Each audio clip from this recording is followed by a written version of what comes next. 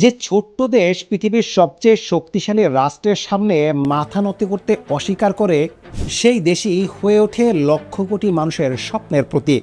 2025 সালের 3 April Washington DC, মার্কিন সিনেটের সশস্ত্র বাহিনী কমিটির হিয়ারিং রুম। আমেরিকার আফ্রিকা কমান্ডের সর্বোচ্চ জেনারেল মাইকেল ল্যাংলি মার্কিন সিনেটরদের সামনে বসে প্রকাশ্যে একটি ছোট্ট দেশের নেতাকে আক্রমণ করলেন। নাম ধরে সরাসরি বললেন, বুরকিনা ফাসোর $4 বিলিয়ন সোনার ভান্ডার দেশের মানুষের জন্য নয়, ব্যবহার হচ্ছে জান্তা রক্ষায়। পুরো আফ্রিকায় ক্ষোভের ঢেউ উঠল। আর তাওরে যা বললেন তা হলো ইতিহাসের অন্যতম সাহসী পাল্টা জবাব। কিন্তু এই সংঘাতের পেছনে আসল কারণটা কি? আমেরিকা আসলে কেন এত ভয় পাচ্ছে এই ছোট্ট দেশটাকে? আজ সেই পুরো গল্পটা বলবো।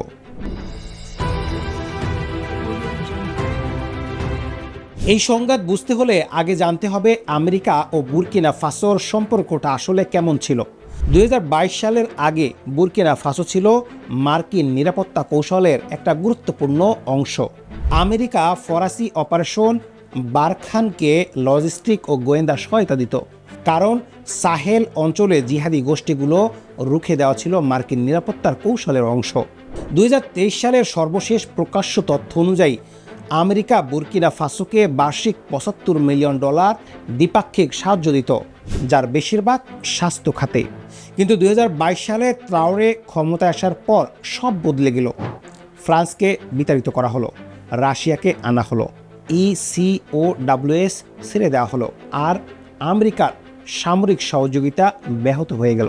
2024 সালে আমেরিকা ও বুরকিনা ফাসোর মোট দ্বিপাক্ষিক বাণিজ্য ছিল মাত্র $59 মিলিয়ন, যা প্রায় নগণ্য। কিন্তু এই সংখ্যার আড়ালে যে বড় ভূ রাজনৈতিক উদ্বেগ লুকিয়ে আছে, সেটাই আসল গল্প।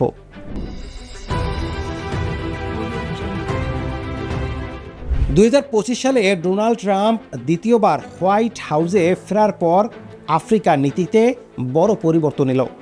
ট্রাম্প প্রশাসন USAID এর বহু কর্মসূচি বন্ধ করে দিল। আফ্রিকান ডেভেলপমেন্ট ফান্ড থেকে $555 মিলিয়ন কাটছাট করা হলো। বুরকিনা ফাসোতেও এর প্রভাব পড়ল। স্বাস্থ্য উন্নয়ন কর্মসূচি ক্ষতিগ্রস্ত হলো। ট্রাওরে এই কাটছাটের জবাবে বললেন, আফ্রিকাকে অবশ্যই সেই মানুষের উপর নির্ভরতা বন্ধ করতে হবে যারা এক হাত দেয় আর অন্য হাতে নিয়ে নেয়। এটা আমাদের জন্য শিক্ষা। বিদেশের কাছে ভিক্ষা না করে নিজেদের ভবিষ্যৎ নিজেদের গড়তে হবে। এই কথাগুলো সোশ্যাল মিডিয়ায় ছড়িয়ে পড়লো, লক্ষ লক্ষ মানুষ শেয়ার করলো, আর আমেরিকার চোখে ট্রাওরে হয়ে উঠলেন আরও একটি বড় সমস্যা।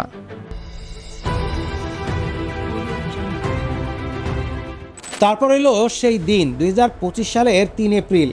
মার্কিন আফ্রিকা কমান্ডের প্রধান জেনারেল মাইকেল ল্যাংলি মার্কিন সিনেটের সশস্ত্র বাহিনী কমিটিতে AFRICOM এর বার্ষিক পোস্টারের স্টেটমেন্ট দিচ্ছিলেন। সিনেটর রজার উইকার চীনের সাথে বাণিজ্য দুর্নীতি ও ঘুষ প্রসঙ্গে প্রশ্ন করলেন। জবাবে ল্যাংলি বললেন, অবশ্যই চেয়ারম্যান, আমি এটাই দেখছি, আর আমি এটাই বলতে দ্বিধা করব না।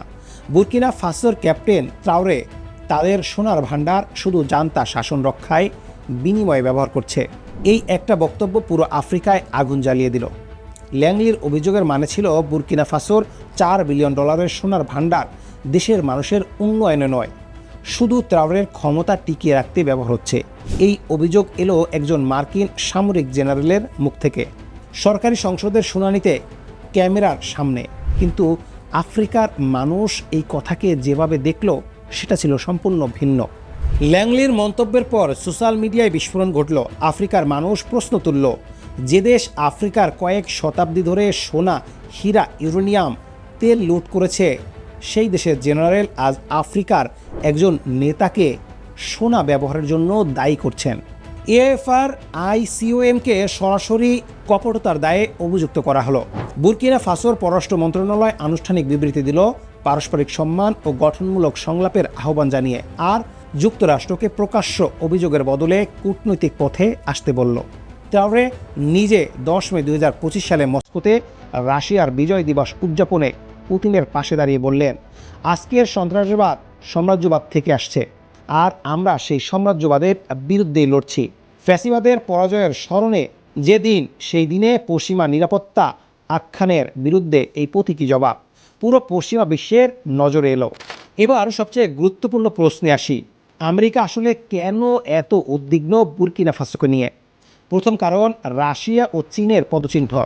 আমেরিকার সবচেয়ে বড় মাথা ব্যথা হলো সাহেল অঞ্চলে রাশিয়া ও চীনের ক্রমবর্ধমান উপস্থিতি।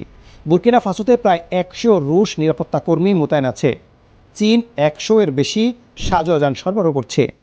চীন ও বুর্কিনা ফাসোর সম্পর্ক এখন কৌশলগত অংশীদারিত্বে উত্তীর্ণ হয়েছে। 2025 সালের মে মাসে তালেবান প্রতিনিধিদের সাথেও ইরানে বৈঠক হয়েছে।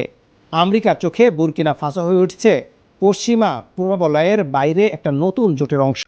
দ্বিতীয় কারণ, আফ্রিকার দৃষ্টান্ত তৈরি হচ্ছে।